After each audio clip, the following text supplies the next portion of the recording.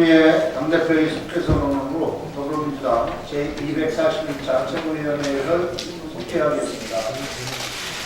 네, 회의를 속개합니다. 추미애 당대표의 발언이 있겠습니다.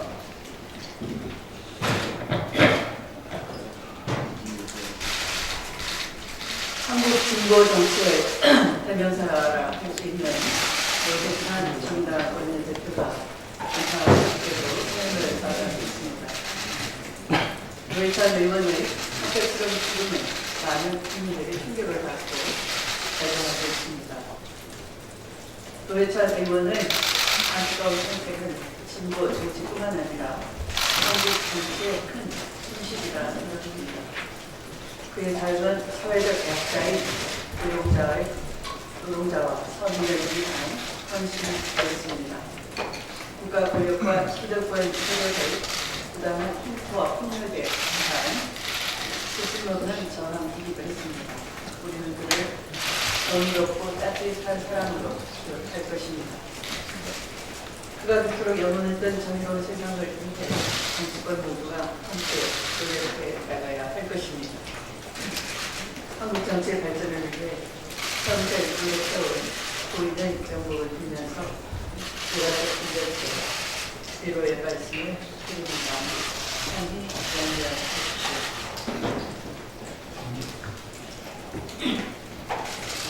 전문이 공개된 기무사 개헌령 최고 실행 계획은 실격이 자체가 할 것입니다. 이전에 밝혀진 행정부, 인쇄, 사법부를 무력으로 진압하고 통제하는 것은 실행 계획을 일부에 불과했습니다. 현행법에 따르면 그런 상황에서도 개헌사령관에게 직활부대는 계속되지 않도록 되어 있고 또 비상개헌에도 합동수사본부는 의무 설치 기관이 아닌 것입니다.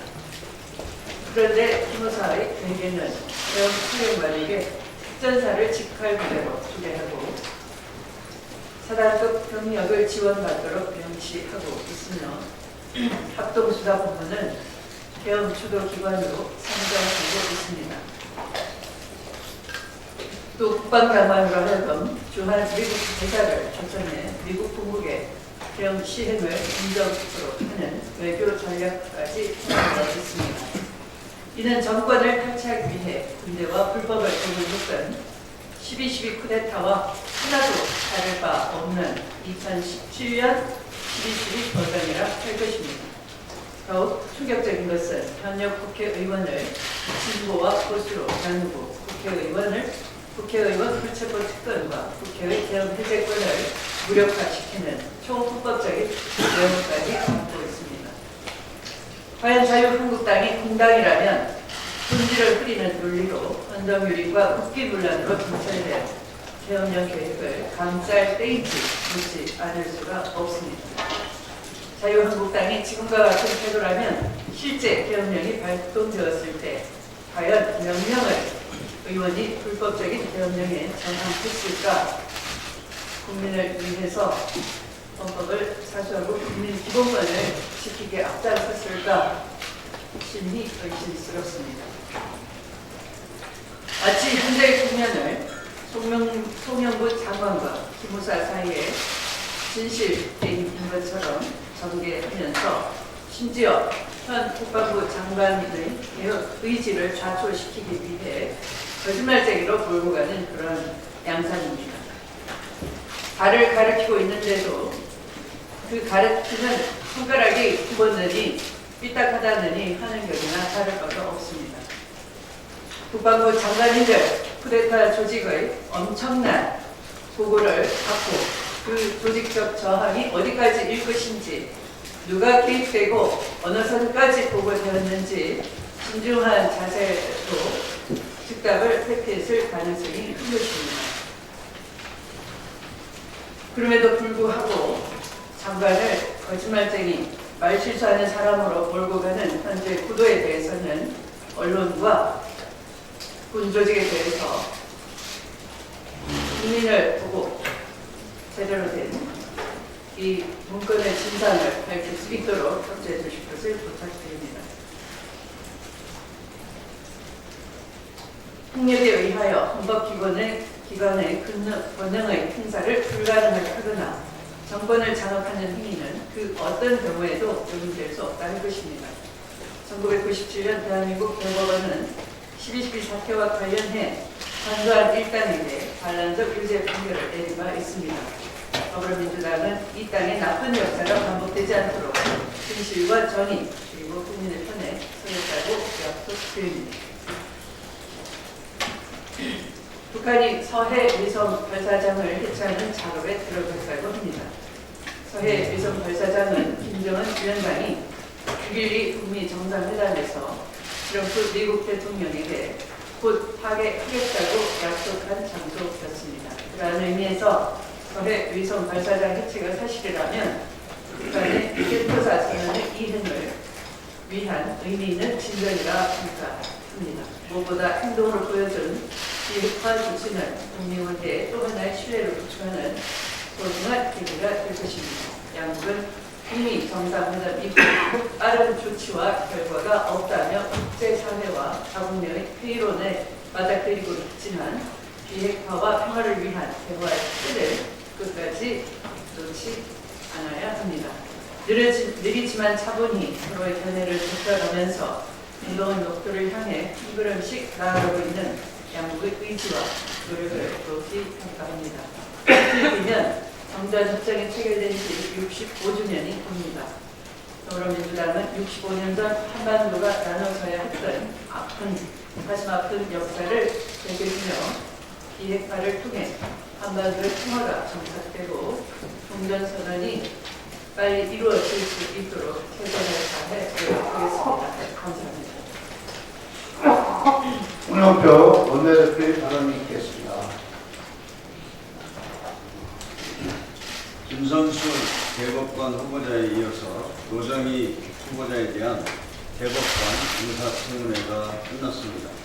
오늘은 이동원 후보자에 대한 인사청문회가 끝나면 심사 경과 보고서 채택과 그때 전해의 인증 절차를 밟아야 합니다.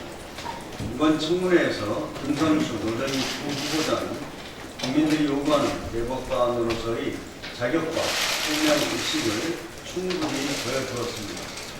특히 김선수 후보자는 평생을 노동, 유권 변호사의 외길을 걸어오면서 사회적 약자를 배려한다는 원칙과 소신을 두루 갖춘 분입니다. 김 후보자만큼 대법관 자격을 갖춘 분도 없습니다. 청문회에서 제기됐던 다운 계약서 작성 등 도덕성 관련한 문제에 있어서도 충분한 소명이 이루어졌습니다. 야당도 김 후보자에 대해 국회의원한 사상 검증의 세관경을 갖고 자질과 능력을 있는 그대로 평가해 주시기 바랍니다. 사법 불신을 극복하고 다양성의 가치를 반영한 대법원이 되어야 한다는 국민의 목소리에 귀 기울일 때입니다. 대표께서도 말씀을 하셨지만 기무사의 국기문란에 대해서 다시 말씀드리겠습니다. 어제 국방위에서 기무사 개혁 문건에 대한 보고가 있었습니다. 그런데 작년 3월 기무사의 개혁 문건 작성 경위가 아닌 국방부 장관과 기무사가 사업 보고를 놓고 공방을 벌이는 모습만 부각시키려는 시도가 있는 것 같습니다. 거듭 말씀드리지만 이번 사건의 본질은 기무사 문건 그 자체입니다. 작년 3월 전 세계가 인정한 평화로운 촛불 시위 와중에 기무사가 몰래 대혁명 문건을 작성했으며 그 문건이 단순 대비 차원이 아니라 대형군 대치 계획과 언론, 국회 장악을 포함한 치밀한 실행 계획이었다는 것이 만천하에 밝혀졌습니다. 이것은 명확한 내란 음모이자 반헌법적 쿠데타 모임입니다. 특히 이 문건이 한민구, 조현천, 수강원으로 이어지는 지시라인을 통해 보고된 경위도 이미 드러났습니다. 이번 사안을 국방부 장관과 기무사의 진실 공방으로 몰아가서 사건의 본질을 흐리려고 해서는 결코 안 됩니다. 과거 정윤의 문건과 관련해서도 문건 내용에 대한 엄중한 진상 파악 대신 청와대 문서 유출 사건으로 본질을 흐리려는 시도가 있었습니다. 그 결과 최순실 국정농단을 엄단할 기회를 당시에 놓쳤습니다. 다시 한번 이번 사안의 본질은 기무사의 개헌 문건이라는 점을 강조하고 사안의 본질을 흐리는 논쟁을 전가하고 군검 합동수사단의 수사 결과를 기다리는 것이 진실 규명을 위한 첩경입니다. 올해 상반기 벤처 투자액이 역대 최대치를 기록했다는 통계가 나왔습니다.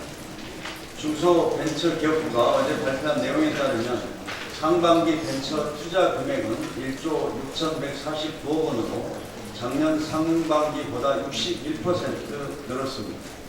이런 추세라면 올해 말까지 투자 금액이 3조를 넘어설 것이라고 합니다. 투자 금액이 늘면서 벤처 분야의 고용 창출 효과도 기대되고 있습니다. 벤처 중기부는 올해 투자를 받은 벤처 기업에서만 5,300개의 신규 일자리가 만들어질 것이라고 전망하고 있습니다. 정말 고무적인 소식입니다. 지난해 11월과 1월 정부가 발표한 벤처 창업 생태계 혁신 방안이 효과를 내기 시작한 것으로 평가합니다. 아시다시피 문재인 정부 집권 2년 차의 핵심 목표는 혁신 성장을 가속화하는 것입니다. 혁신 성장은 4차 산업혁명에 맞춰 제조업의 디지털 혁명을 꾀하고 혁신형 벤처 스타트업을 늘리자는 것입니다. 이를 통해 많은 혁신 기업이 생겨나야 좋은 일자리가 늘어나고 우리 경제가 지속 성장할 수 있습니다. 정부 여당은 혁신 성장의 가속 페달을 더욱 세게 밟을 것입니다. 혁신 성장을 뒷받침할 혁신 모험 펀드와 코스닥 벤처 펀드 등 마중물을 계획대로 차질 없이 준비해 나가겠습니다. 혁신 모험 펀드는 앞으로 3년간 10조 원 규모로 조성할 계획인데 벌써 2조 3천억 원의 펀드 조성을 마친 상태입니다. 또한 민간 부분의 코스닥 벤처 펀드도 2달 만에 2조 원의 목표 투자 자금을 끌어모았습니다.